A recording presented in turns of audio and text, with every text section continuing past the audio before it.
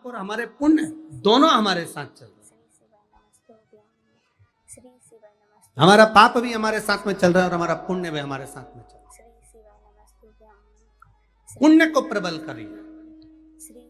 हमारा पुण्य जितना जितना प्रबल होगा, परमात्मा की अविरल भक्ति हमारे पास में अविरल। अजामिल भक्त है भगवान का, भक्त।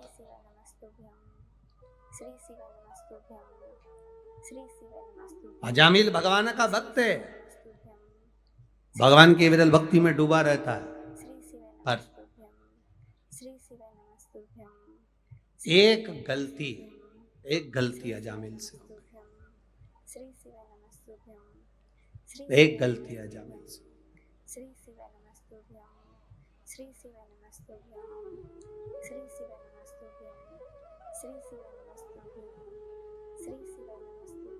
एलईडी नहीं चल रही है क्या पीछे की? एलईडी चालू करवाइए, एलईडी वाले पीछे की एलईडियां चालू करिए। एलईडी वाले एलईडी चालू करें पीछे की।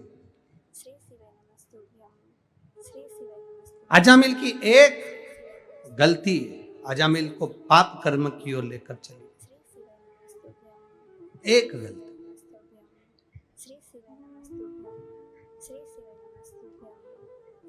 क्या करा अजामिल ने? था पुण्यवान, था भगवान का भजन करने वाला, था भगवान का स्मरण करने वाला, भगवान की विरल भक्ति में डूबने वाला था अजामिल। एक बार उसके नगर में, उसके गांव में, उसके शहर में एक वेश्या आकर रहने लगी।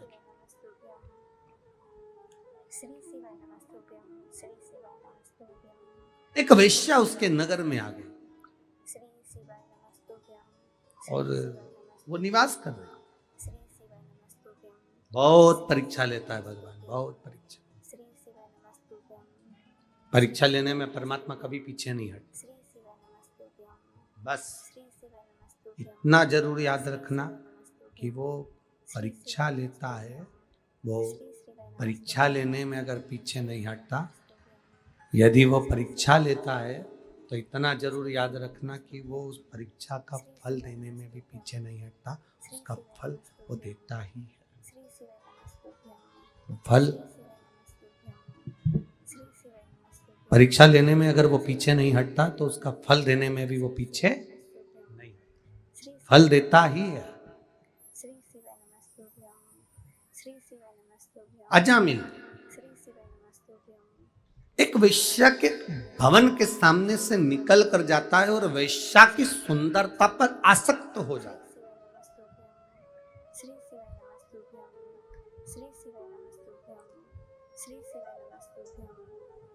वेश्या के यहां अभी तक मंदिर जाता था, छोड़ दिया। केवल एक मित्र ऐसा मिला था अजामिल को जो उसको मंदिर जाने से भी रोककर वेश्या के दरवाजे तक लेकर चला गया। केवल एक मित्र।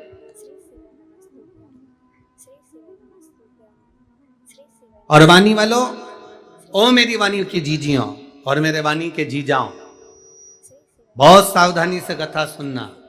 एक मित्र तुम्हारी जिंदगी में आएगा जो तुमको परमात्मा के दरवाजे तक ले जाएगा, और एक मित्र तुम्हारी जिंदगी में ऐसा आएगा जो तुम्हें व्यसन की ओर, मदिरा की ओर, मांस की ओर, जुए की ओर, गलत लत की ओर लेकर चला। होता है। एक आएगा जो तुम्हें सत्संग की ओर ले जाएगा, एक आएगा जो तुम्हें गलत मार्ग की ओर ले जाएगा। अब निर्णय तुमको लेना है कि आपको मार्ग कौन सा पकड़ना है।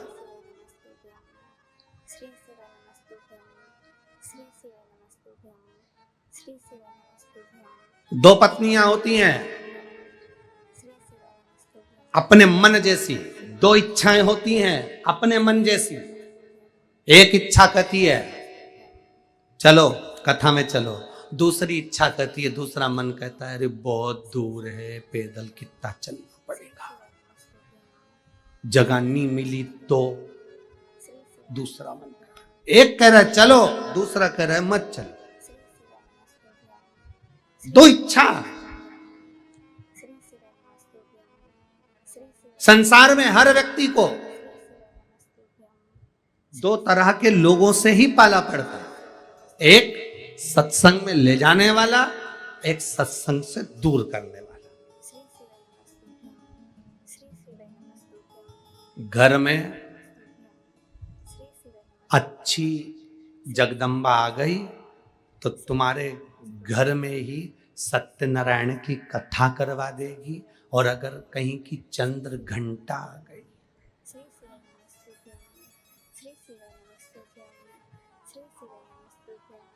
तो सत्यनारायण की नहीं, तुम्हारी खुद की कथा पूरे मोहल्ले में करवा देगी। ये निर्भर तुम पर करता है।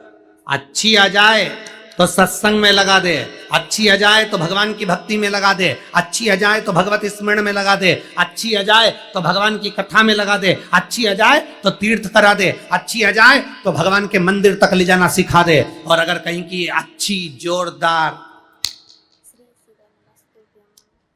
ऐ सुनो, पार्लर तक छोड़ आना, 4 बजे लेने आ जाना, मेरे को शाम को किटी पार्टी में जाना है, मुझे वो मॉल तक लेकर जाना है, मुझे वहां घूमने जाना है, मुझे वहां जाना है। और एक आई तो भगवान की भक्ति में डुबो दे, और एक आए तो मालूम पड़े वो पूरा जीवन डेंटिंग पेंटिंग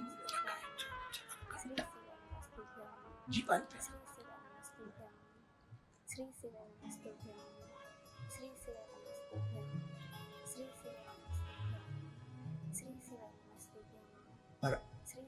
आजकल के व्यक्ति को जो जल चढ़ाने वाली पत्नियां है ना, जो शंकर जी को जल चढ़ा रही हैं, कई कई पति उनसे भी दुखी है।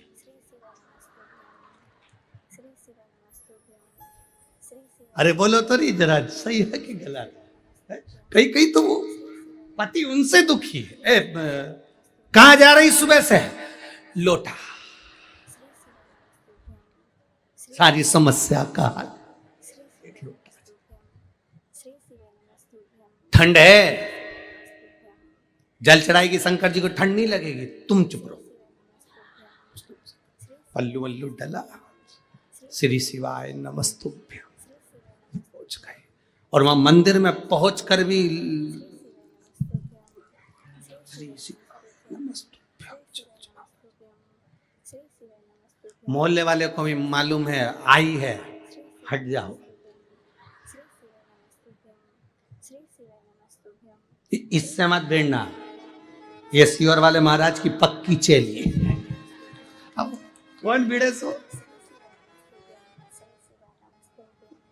कई दुखी। अब मालूम पड़े बीच में कहीं का सियोर वाले महाराज जी ने कोई अच्छा बता दिया कि बेलपत्री का ये उपाय करो।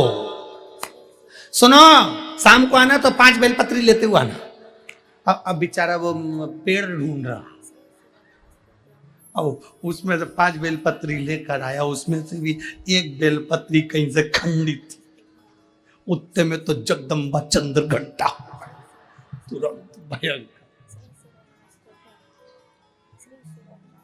तो तुमसे कई थी अच्छी लेके आना, तुम ऐसी लेके आ, कई थी।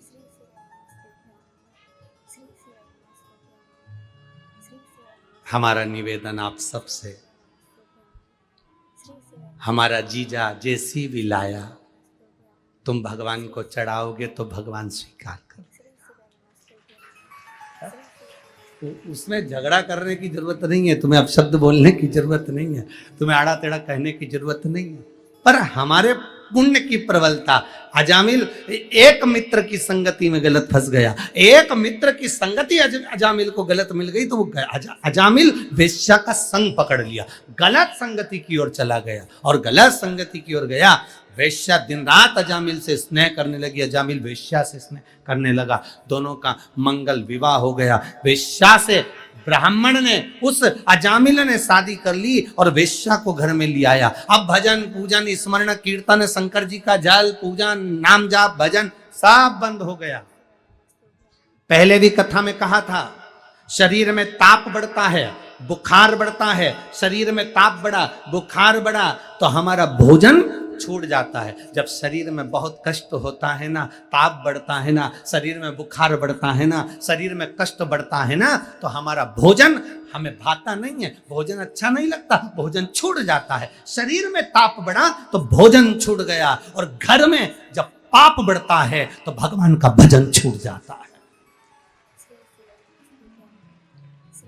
जब घर में पाप बढ़ने लगा, कोई पाप कर्म होने लगा, गलत पैसा आने लगा, कोई गलत काम में धन लगने लगा, समझ लेना कि गलत धन आ रहा है तो पाप बढ़ रहा है, तो भजन छूट गया। मंदिर जाना छूट गया, शंकर जी को जल चढ़ाना छूट गया, भगवान का कीर्तन करना छूट गया, भगवती स्मरण करना छूट गया। समझ लो हमारा पाप बढ़ा तो भजन छूटा है। शरीर में ताप बढ़ता है तो भोजन छूटता है, और घर में पाप बढ़ता है तो भजन छूटता है। अगर घर का कोई व्यक्ति रोज मंदिर में जाकर एक लोटा जल चढ़ा रहा है तो भगवान को धन्यवाद देना कि हमारे यहाँ अच्छा धन आ रहा है। घर का कोई एक व्यक्ति रोज भगवान की भक्ति कर रहा है तो भगवान को धन्यवाद देना कि भगवान की कृपा हो रही है। आज के जमाने में भगवान का कीर्तन करने वाला, भजन करने वाला लोगों को अच्छा नहीं लगता। तुम्हारे घर का बेटा, तुम्हारे घर की बेटी अगर रोज कहीं सुंदरकांड में, रामायण में जाए, रोज कीर्तन में जाए, तो तुम लोगों को अच्छा नहीं लगे। जा तू तो बाबा बन जा। क्या ये रोज रोज सुंदरकांड में जाना? तुम रोज रोज शिव महापुराण की कथा टीवी पर सुनो, चाहे कथा के पंडाल में सुनो, तुमसे भी लोग कहेंगे क्या है, पागल हो गई हो? जहां देखो वहीं कथा में चली जाती हो, जब देखो जब कथा कथा।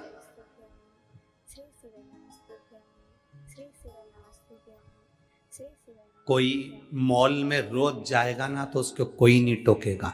फिल्म देखने कोई बेटा रोज जाएगा, उसको कोई नहीं टोकेगा। चौराहे पर खड़े होकर तंबाकू खा रहा है, उसे कोई नहीं टोक रहा है। चौराहे पर खड़े होकर गप्पे मार रहा है, उसे कोई नहीं टोक रहा है। अगर रोडों पर चलते चलते गलत काम कर रहा है, उसे कोई नहीं टोक रहा। पर अच्छी जगह अगर कोई व्यक्ति जाएगा तो उसको टोका ही जाता है। आप अच्छी जगह जाइए, आपको लोग टोकेंगे। आप भगवान के भजन में जाओ, आपको लोग टोकेंगे। आप नाम स्मरण में जाइए, आपको लोग टोकेंगे। भगवान के विरल भक्ति में जाइए, आपको लोग टोकेंगे। पर आप गलत जगह जा रहे हो ना, आपको कोई नहीं टोकेगा। आप गलत काम कर रहे हो ना, आपको कोई नहीं टोकेगा। क्यों नहीं टोकेंगे? क्योंकि उससे आपका पाप प्रबल होगा। पाप प्रबल होगा तो लंकाधिपति रावण के साथ क्या हुआ? रावण सीता जी को हर कर ले आया। केवल एक मंदोदरी ऐसी थी जो बार बार कहती थी, स्वामी इस सीता जी को वापिस पहुंचा दो। रावण को कोई नहीं। इतने सारे सभा में बैठते थे रावण की, विद्वान से विद्वान बैठते थे सभा के अंदर। लंकाधिपति से सब, एक बार रावण ने सभा में बैठे हुए लोगों से पूछा कि ये बंदरों की सेना लेके राम जी हमारे दरवाजे पर पहुंच गए,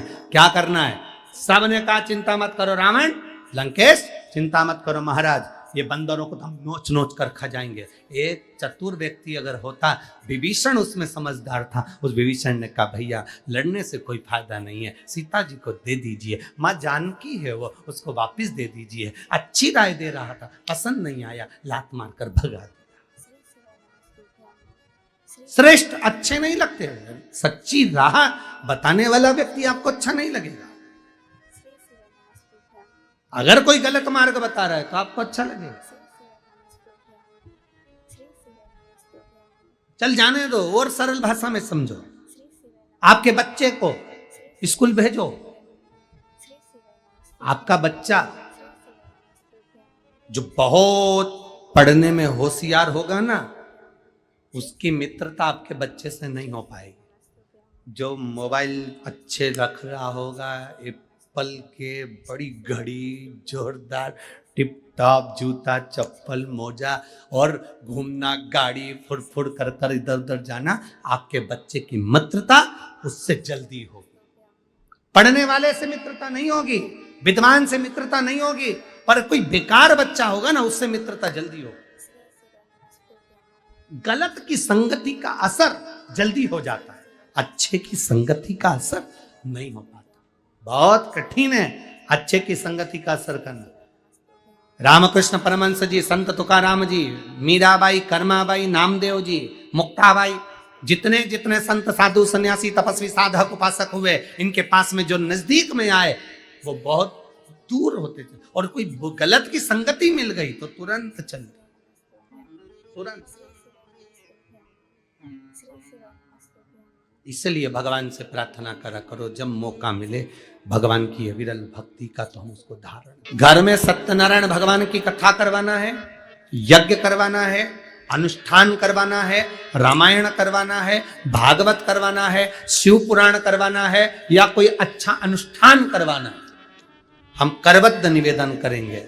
कर्जा लेकर, किसी से उधार मांगकर, किसी से धन लेकर कभी भी कोई कथा मत कराओ। जब भोलेनाथ तुमको दे दे तब कथा करो,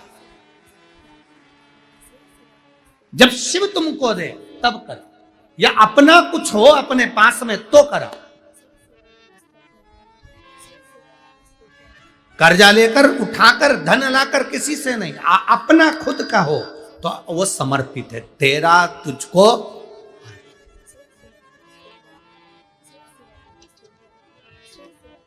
उसका फल मिलेगा, उसका फल मिलेगा, उसका आनंद मिलेगा। अपना खुद का होगा, उसका सुख हमें प्राप्त होगा। कर्जा लेकर कितना सुंदर शिव पुराण में कहा। आपसे भी निवेदन है, आपसे भी, किसी मंदिर में, शंकर के मंदिर में जाओ, किसी मंदिर में पहुंचो, तुम्हारी जेब में पैसा नहीं है, 1 रुपया नहीं है, पड़ोसन से, पड़ोसी से मांगकर आरती में भी मत चढ़ाओ। पड़ोसी से मांगकर भगवान की दान पेटी में भी मत चढ़ाओ। ए जीजी देना, मैं बाद में दे दूंगी, काका जी देना, मैं बाद में दे दूंगा, मामा जी देना, मैं बाद में। 1 रुपया मांगकर दान पेटी में भी मत चढ़ाओ, आरती में भी मत चढ़ाओ। तुम्हारे पल्लू में हो तो खोल कर चढ़ा दो, तुम्हारी जेब में हो, पर्स में हो, चढ़ाओ। पर मांग कर पैसा भगवान के सामने किसी से मांगा और भगवान को चढ़ाया, भगवान को स्वीकार नहीं। क्यों स्वीकार नहीं? क्योंकि भगवान को लगता है मेरे दरवाजे पर खड़ा है जगन्नाथ, विश्वनाथ, द्वारकानाथ, बद्रीनाथ, केदारनाथ, सोमनाथ। तो विश्वनाथ के सामने खड़ा है, विश्वनाथ के सामने। एलईडियां चालू करवाइए भाई, पीछे की एलईडियां चालू करवाइए। विश्वनाथ के सामने खड़ा है, और विश्वनाथ के सामने, सोमनाथ के सामने, केदारनाथ के सामने, बद्रीनाथ के सामने, द्वारकानाथ के सामने, जगन्नाथ के सामने खड़ा होकर दूसरे से मांगकर फिर तू दे रहा है। शिव जी कहते हैं लोग मुझे विश्वनाथ कहते हैं, सोमनाथ, केदारनाथ कहते हैं। अगर मांगना है तो तुम मुझसे मांग। तेरी जेब अगर खाली है तो तुम मुझसे बोल। मैं दुनिया को देता हूं तो क्या तुझे नहीं दे सकता? क्या तुझे नहीं दे सकता? तुझे मांगना है तो मुझसे मांग।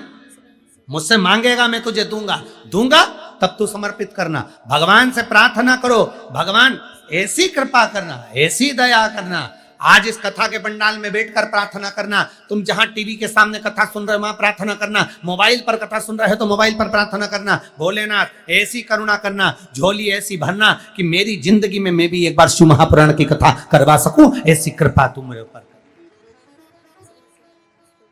और अगर बीमार हो, शरीर में रोग है, बड़ी से बड़ी बीमारी है शरीर में, लीवर, किडनी, कैंसर जैसा भी रोग है, शरीर पूरा विकलांग भी है, बेकार भी है, तो भी भले टीवी के सामने कथा सुन रहे हो, चाहे मोबाइल पर सुन रहे हो, चाहे कथा के पंडाल में कथा सुन रहे हो, जहां सुन रहे हो, भगवान से प्रार्थना करना, बाबा ऐसी कृपा करना, मेरा शरीर अच्छा करना, मैं भी एक दिन कथा के पंडाल में बैठकर कथा सुन सकूं, ऐसा मेरा शरीर बना देना।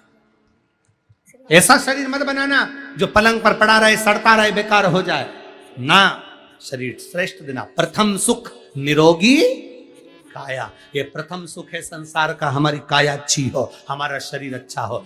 ढेरों धन पड़ा है, ढेरों पैसा पड़ा है, और बीमारी लग गई शरीर में, और मालूम पड़े वो पैसा किस काम का, किस काम का। हमने कई करोड़पतियों को देखा है साहब, कई। अभी करोड़पति तो जाने दो, हमने बहुत सारे लोगों को ऐसे ऐसों को देखा है कि महाराज अभी अभी हम क्या वर्णन करें आपको कि इतना करोड़पति लोग जिनके गाड़ी स्वयं के चार्टेड प्लेन 8-8, 10-10 बंगले, धन वैभव सत्ता ढेर की, और मालूम पड़े रात को सोते हैं तो 4 गोली खाते, सुबह उठते तो भूखे पेट की गोली खाते, दिन में भी 2-3 बार गोली खाते, खाना खाएं तो शरीर में पहले इंसुलिन लगाते, इसके बाद 2 रोटी खा पाते बिना घी की और बिना मिठाई की। अगर आप सब पेट भरकर भोजन कर रहे हो, अच्छे से भोजन पच रहा है, खूब अच्छे से 2-4 रोटी डट के खा रहे हो, तो दुनिया में तुम्हारे बराबर कोई करोड़पति नहीं है। तुम्हारे बराबर कोई करोड़पति नहीं है। अगर तुम डट कर भोजन कर रहे हो, अच्छे से खा रहे हो, अच्छे से रह रहे हो, शरीर में कोई रोग नहीं, तुम दुनिया के सबसे बड़े करोड़पति हो, सबसे बड़े धनपति हो, वैभवपति हो, सत्तापति। जिसके पास धन है और शरीर ठीक नहीं तो वो धन किस काम का।